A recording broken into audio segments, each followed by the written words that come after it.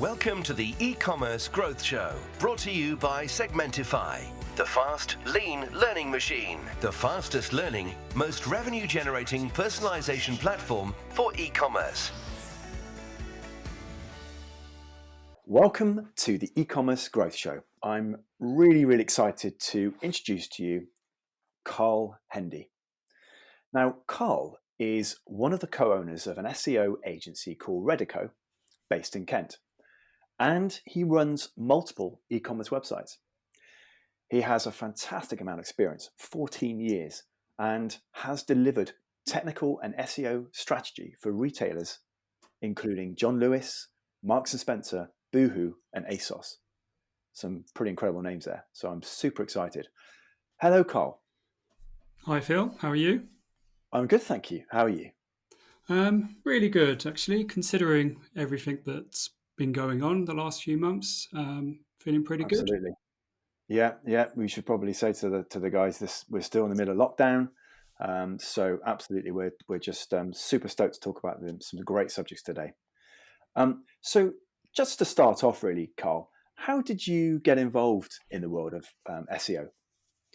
It started a long time ago now, before SEO became a marketing channel or search engine optimization.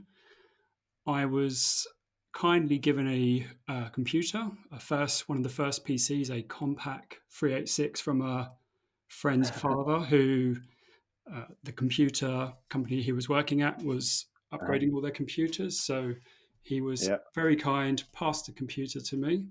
I'd never used a PC before. Yeah. And it was kind of before, it was at that period of time where you could take PCs apart, take out the motherboard, add CD-ROM drives, and it made me become really curious about how to upgrade and fix these computers. So I was saving lots of money together, upgrading computers when I could through my income from my paper round. Then came kind of the internet, and back then it was still very much that period of time where you would take a CD from the front of the magazine, upload the AOL or FreeServe disk onto your computer, and then pass over your credit card details to get access to the internet. And obviously, at that time, I was too young, so I used to use my nan's credit card, much to her kind of reluctance in sharing that with me. But that's kind of how that was like the very early days of the internet. And when the internet started, my school upgraded all of their computer systems to PCs. We were one of the first schools to do so. And I became more curious about how networks and technology works and how you can communicate from one computer to another. And this led me into the world of kind of hacking and hacking computer networks. And it was more, it was not a case of wanting to learn how to do it for kind of anything illegal or to break into someone's computer. It's more just out of curiosity. And it got to a stage at my school where the computer IT specialist would pay me in book tokens to deliberately try and infiltrate the school network to prevent any of the kids exploiting or getting onto websites that they shouldn't be getting onto.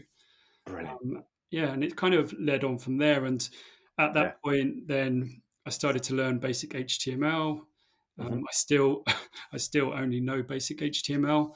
I'm not a developer, but I started building websites. And it was from that point where I realized, okay, I'm building these websites. How do I get people to come to the website? And that's where the search engine got involved. And, very early on, the days of Lycos, Alsta Vista, Ask Jeeves, and then came along Google. Unbelievable. Yeah, I mean, it's funny because years and years ago, I never went down that route in the end, but I do remember I tried to knock up a website for a band that I was running at the time. And I remember those days when you're hearing the modem tone and it's taking minutes to get onto the internet, and just like basic HTML, the buttons and stuff, and they're like all garish, massive sort of things. Yeah. It was quite a funny time, but it is incredible. I'm sure lots of listeners are probably going to remember back to those days, and just within that short space of time where we are now, and just how incredible everything is now in terms of where it's gone. Unbelievable. Yeah, exactly. And it was kind of, once I'd realized, okay, if I can send traffic to a website, how Yeah, do I make money from it? And yeah, yeah, that's when I realized I could make money rather than doing a paper round or a part-time yeah, job. yeah, I was able to kind of sit at yeah, home, make money from selling yeah. website traffic. So, Absolutely. Yeah. And that's quite a revelation, isn't it? When you can get to that level. And then obviously you've made it your career, which is incredible. I mean, how would you say SEO then now kind of currently fits into the world of e-commerce? if you'd asked me this question maybe 12 months ago, it might have been a slightly different answer. Yeah. Right now, it's become one of the most critical Mm. channels of marketing for online retailers. Mm-hmm. We've seen that there's an increase in orders happening online. There's an increase in demand for server traffic. Yeah. Everyone's obviously at home, so people are wanting to have their products and their gifts Yeah. delivered to the door. Mm-hmm. So what's happened is as this as brands and or companies have struggled with to cope with this demand, they're having to adapt the way that they deliver information to Google, Yeah. and this impacts SEO.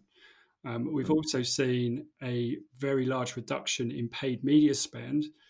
Therefore, Google traffic, or what people tend to think of SEO as being free traffic, it's not really. But Yeah. because of the reduction in paid media spend, SEO Mm. has become far more important for online retailers. Mm. And what's happening, what we're seeing is that the kind of user behavior behind certain queries has been evolving. And Yeah. as people are looking for queries such as, what is the policy on COVID returns for X brand, or, what time is this store open?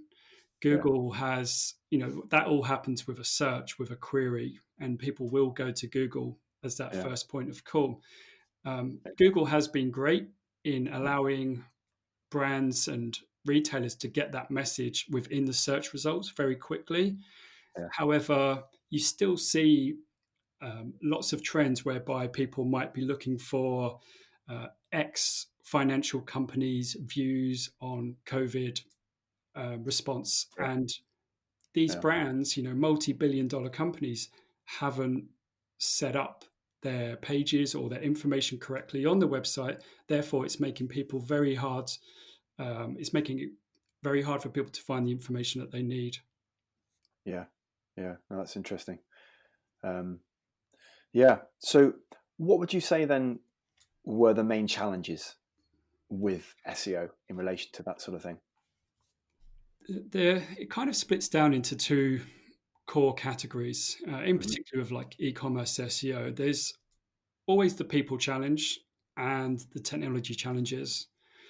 If you look at most large e-commerce websites, they will all be really underperforming from where they should be. There isn't really an e-commerce website out there that doesn't have technical issues or content-based issues that are impacting their organic visibility. Mm-hmm. Um, from that, if you start to look at where the people issues lie, it's usually a number of things whereby what the main cause of e-commerce websites underperforming would be that they have a lack of talent internally from an SEO perspective. So they may have an SEO manager or an SEO editor. However, unless you have, in particular in these big businesses, unless you have a really strong, experienced character within that position, SEO tends to be kind of a bit of an afterthought for most of those retailers. It's like, yeah, we should have an SEO person in house, but the recommendations never get prioritized. So unless you've got someone who is strong enough to keep banging that SEO drum and justifying the resource investment required to make those recommendations, SEO will always just be seen as a bit of an ugly duckling within online Yeah. marketing. And traditionally, SEO as well is always one of the first things to be deprioritized, Right. because what happens within search is the way that you win is you make lots and lots of small changes, and all of those small changes compound into a very Mm. big positive effect within Google.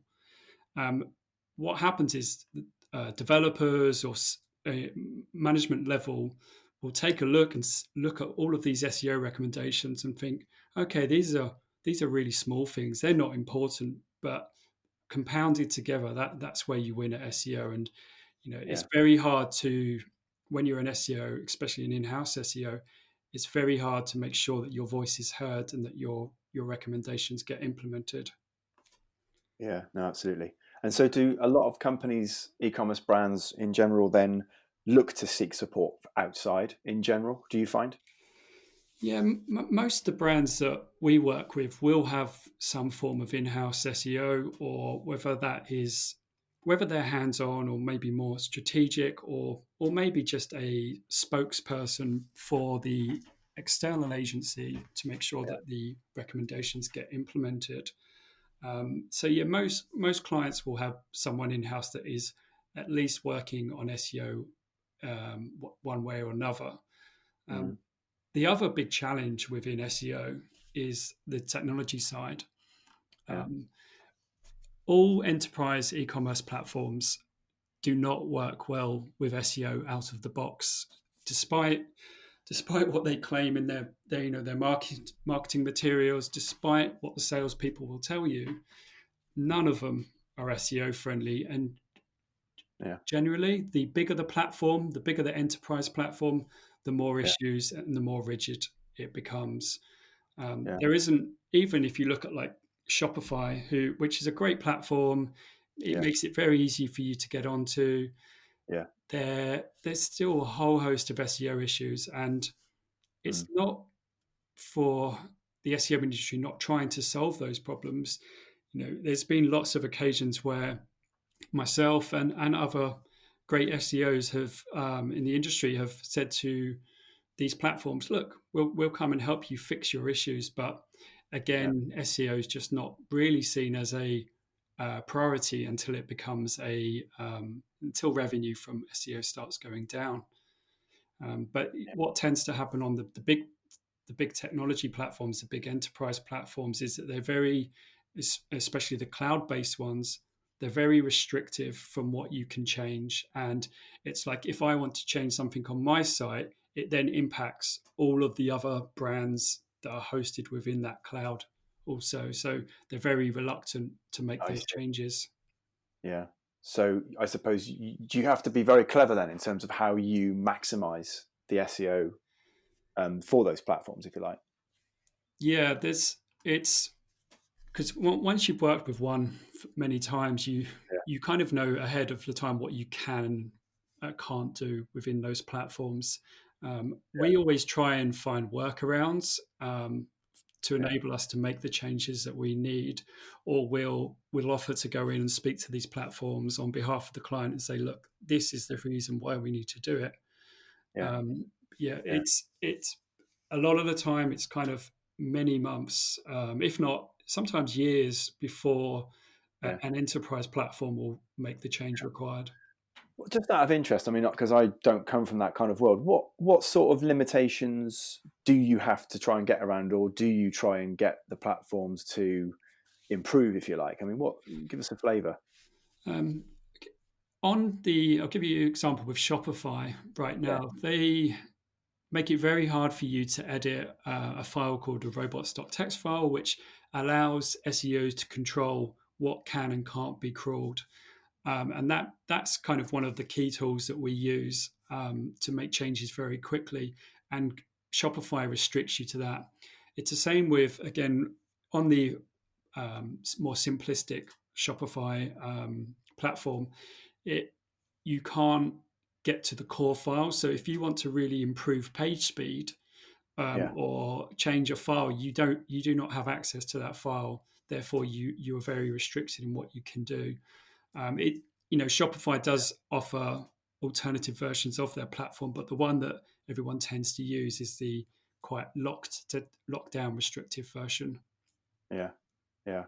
And what are the sort of what are the kind of key things you're trying to do as a result of those improvements?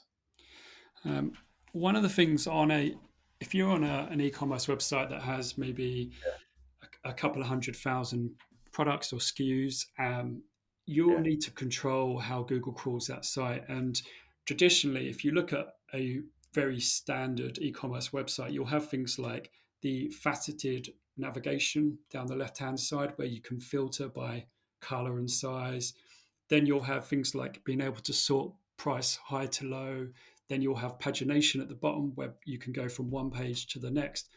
All of Yeah. those elements on a page will usually require you to control or limit how Google accesses that information. Because, for instance, you could end up having Google, what they call a bot trap, where Google goes into a section of the faceted navigation and starts crawling, and it starts to see hundreds of variations of the same products. And you don't want that to happen. You only want Google to see one product.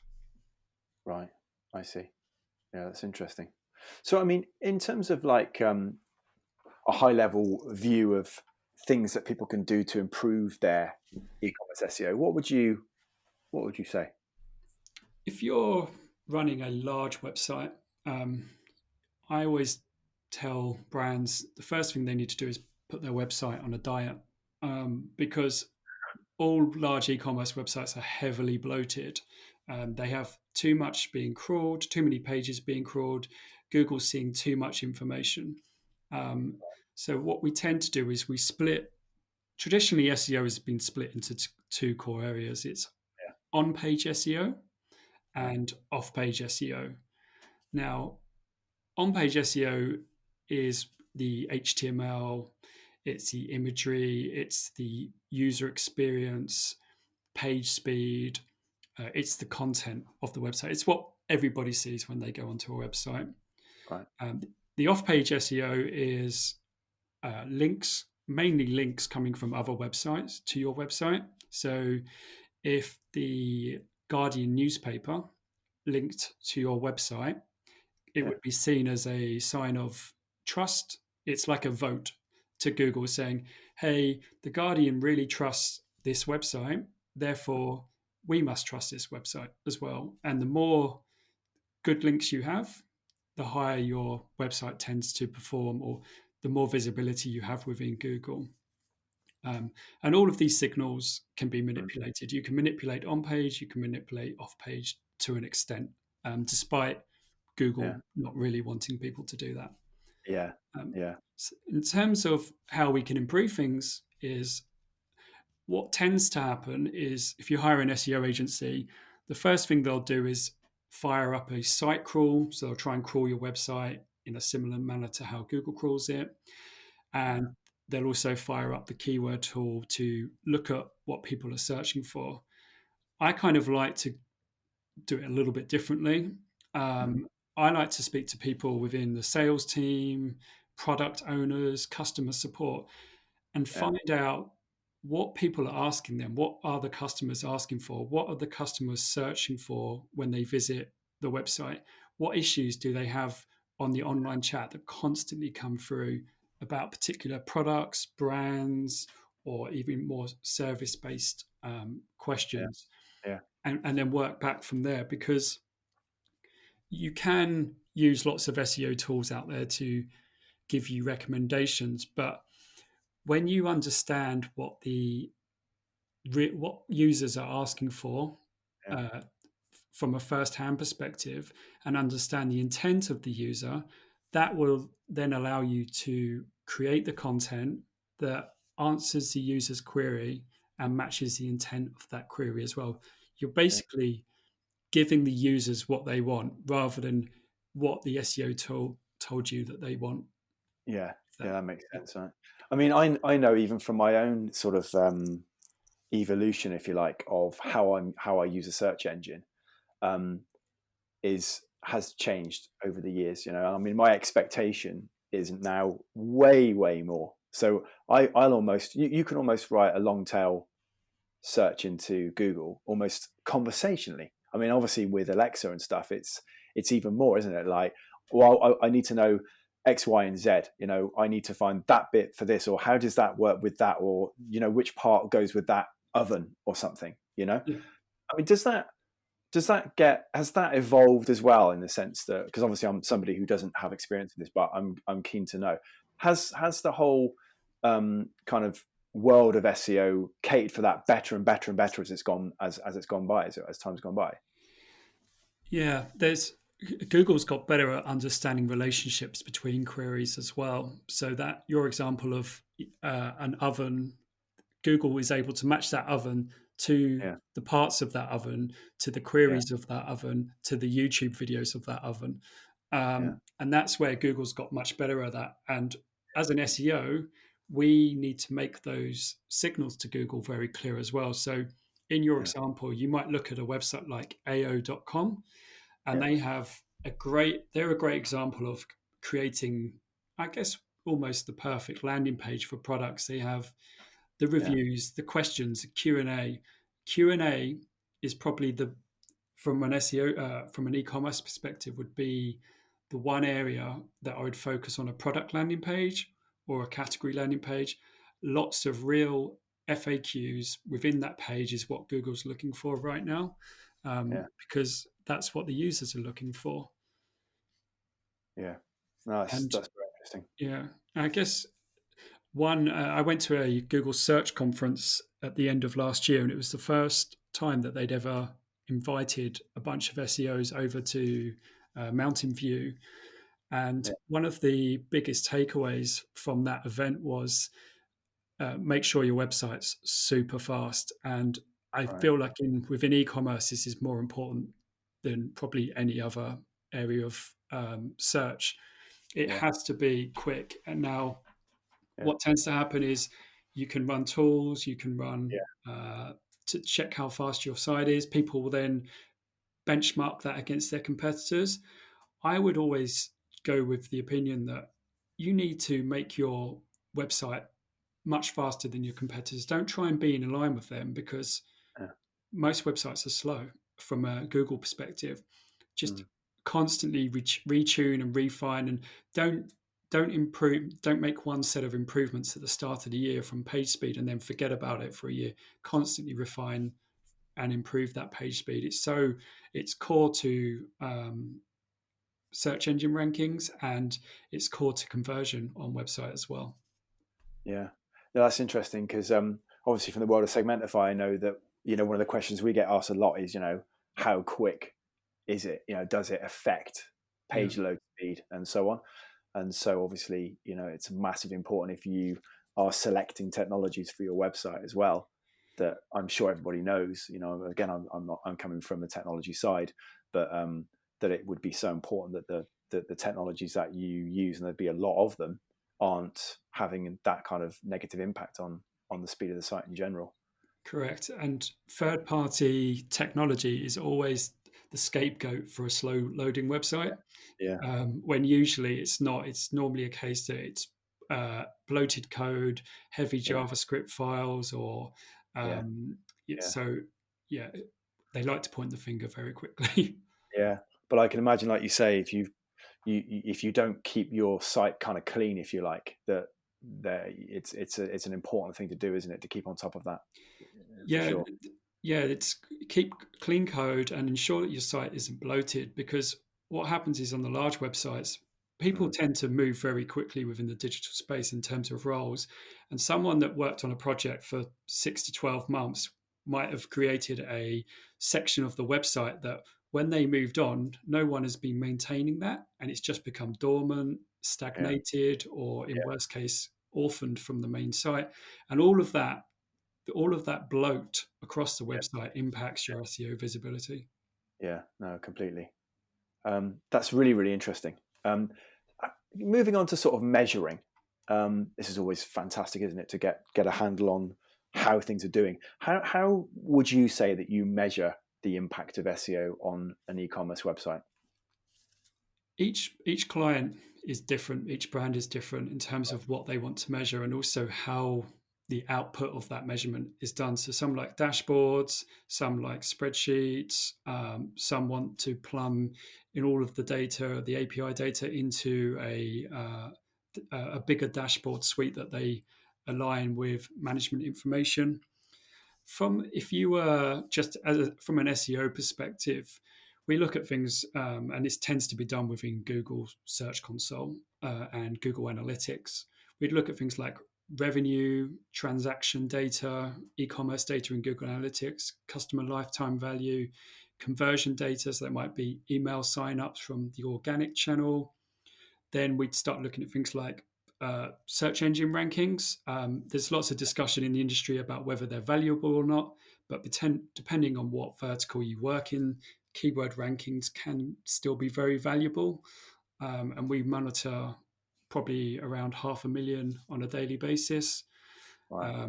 You could look at stuff like competitor analysis. So there are tools out there, third-party data tools that make assumptions about how well your competitors are doing, and they include tools as SEMrush, Ahrefs, Systrix. One thing we always like to measure on e-commerce websites is the NPS score.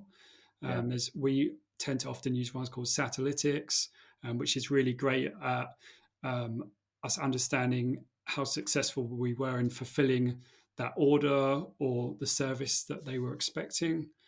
And then there are other tools around measuring things like page speed, reducing errors across the website or server errors.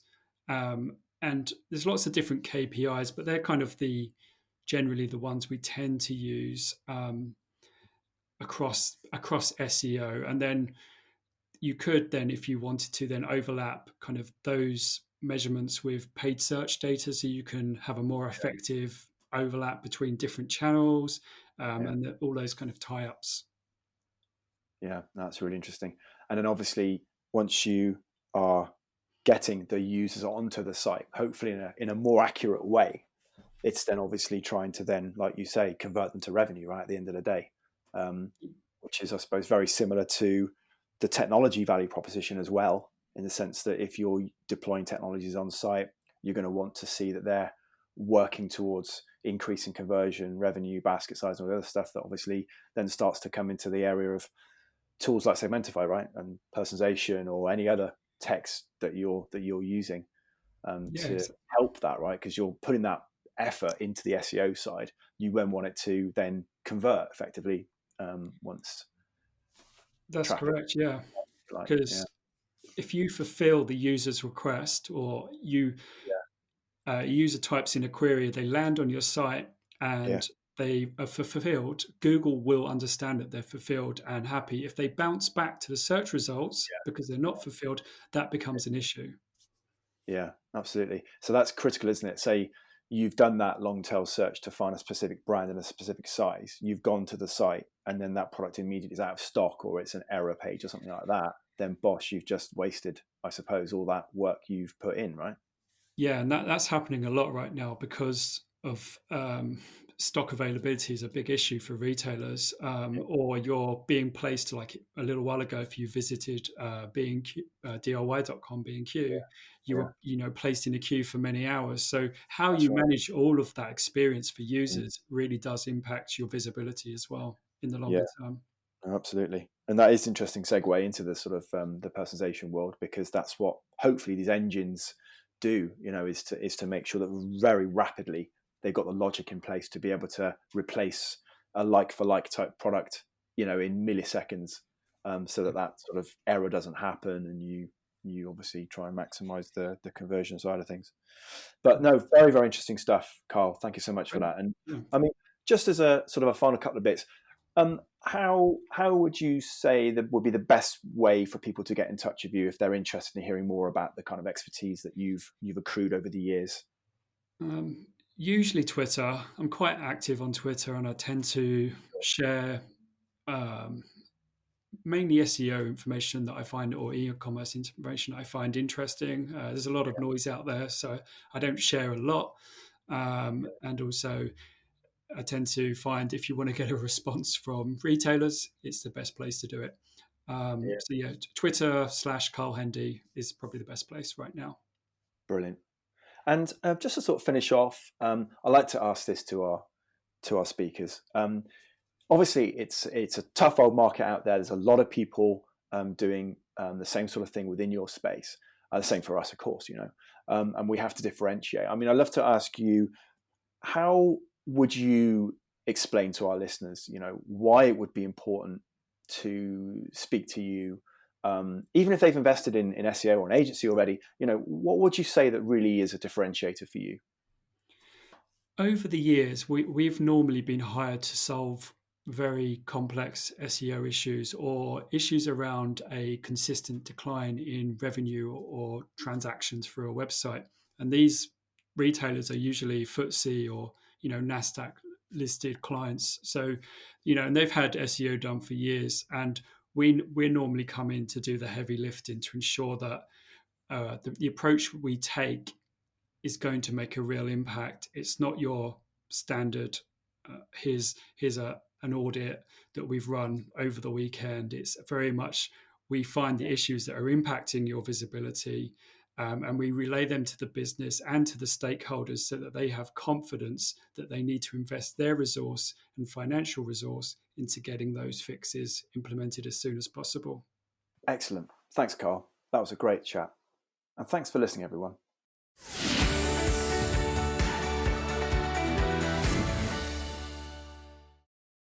If you haven't done so already, please do register at segmentify.com/podcast to get hold of all the new episodes that we're putting out, and obviously to access any of the previous ones that are already there. And if you've got any questions or you'd like to be involved in a future episode of the show, please do email me at phill@segmentify.com. But thanks again, Carl, and I look forward to speaking to you all again.